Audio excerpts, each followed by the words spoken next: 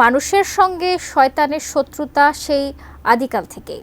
তার একমাত্র লক্ষ্যই হলো মানবজাতিকে সঠিক পথ থেকে বিচ্যুত করা এবং বিভ্রান্তির অন্ধকারে ঠেলে দেওয়া।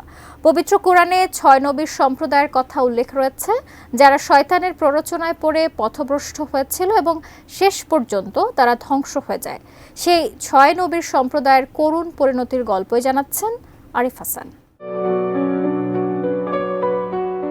আল্লাহ তাআলার দরবার থেকে বিতাড়িত হওয়ার পর ইবলিস শপথ করেছিল সে আদম সন্তানের প্রতিটি পদক্ষেপে বাধা সৃষ্টি করবে এবং তাদের বিপদগামী করবে। প্রথমে সে ফন্দি এঁটে হযরত আদম আলাইহিস সালামকে জান্নাত থেকে পৃথিবীতে নামিয়ে আনে। এরপর থেকেই দুনিয়ায় অন্যায়, অনাচার ও বিভ্রান্তির মূল কারণ হয়ে দাঁড়ায় ইবলিসের কুমন্ত্রণা। ডিজাইন, এলিগেন্স, বিউটি, সেরা পণ্য সবার জন্য জেভিকো। সূরা সোয়াদের ৭৮ থেকে ৮০ নম্বর আয়াতে আল্লাহ বলেন, শয়তান বলল, হে আমার প্রতিপালক, আপনি আমাকে অবকাশ দিন পুনরুত্থান দিবস পর্যন্ত। আল্লাহ বললেন, তুমি অবকাশপ্রাপ্তদের অন্তর্ভুক্ত হলে অবধারিত সময় উপস্থিত হওয়ার দিন পর্যন্ত। ইবলিস বলল, আপনার সম্মানের শপথ, আমি তাদের সকলকে পথভ্রষ্ট করব, তবে তাদের মধ্যে একনিষ্ঠ বান্দাদের নয়।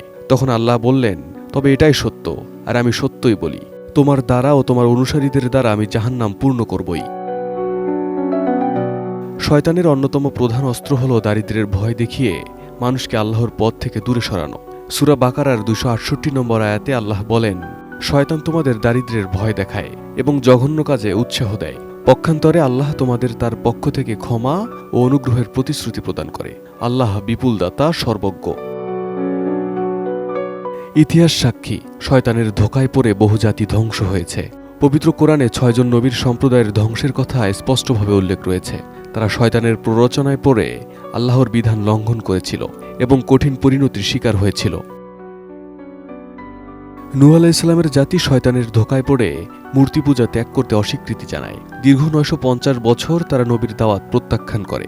শেষ পর্যন্ত আল্লাহ তাদের ভয়ঙ্কর বন্যা ও জলোচ্ছ্বাস দিয়ে ধ্বংস করে দেন। আদ জাতি ছিল শক্তিশালী ও ক্ষমতাধর।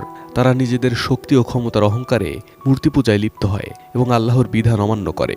ফলে প্রবল ঝড় ও ধূলিঝঞ্ঝা দিয়ে আল্লাহ তাদের ধ্বংস করে দেন। সামুদ জাতিকে আল্লাহ বিশেষ একটি উট উপহার দিয়েছিলেন, যা ছিল তার নিদর্শন, কিন্তু তারা আল্লাহর সেই নিদর্শনকেই হত্যা করে ফেলে। এর ফলে ভূমিকম্প ও বজ্রপাতে তারা ধ্বংস হয়ে যায়।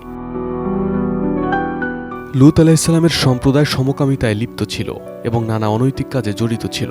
নবী লূত আলাইহিস সালাম তাদের সতর্ক করলেও তারা শোনেনি। অবশেষে ভূমি উল্টে দেওয়া হয় এবং তাদের উপর পাথর বৃষ্টি নেমে আসে, যা তাদের সম্পূর্ণ ধ্বংস করে দেয়। শুআয়ব আলাইহিস সালামের সম্প্রদায় ছিলেন মাদায়েনবাসী। তারা ব্যবসায়িক প্রতারণা, অর্থনৈতিক অসততা, মাপে কম দেওয়া এবং ধর্মীয় বিধান লঙ্ঘন করত। শুআয়ব আলাইহিস সালাম তাদের সতর্ক করেছিলেন, কিন্তু তারা ফিরে আসেনি। ফলে ভয়াবহ ভূমিকম্প তাদের ধ্বংস করে দিয়েছিল। নবী মুসা আলাইহিস সালামের সম্প্রদায় ছিল বনী ইসরায়েল জাতি। তারা নবীর কথা অমান্য করে ক্ষমতার মোহে অন্ধ হয়ে পড়ে। এমনকি তারা মুসা আলাইহিস সালাম ও হারুন আলাইহিস সালামকে হত্যার ষড়যন্ত্রও করেছিল। আল্লাহ তাদের শাস্তি দেন এবং ফেরাউন ও তার অনুসারীদের নীল নদে ডুবিয়ে ধ্বংস করেন। Arif Hasan, ATN news.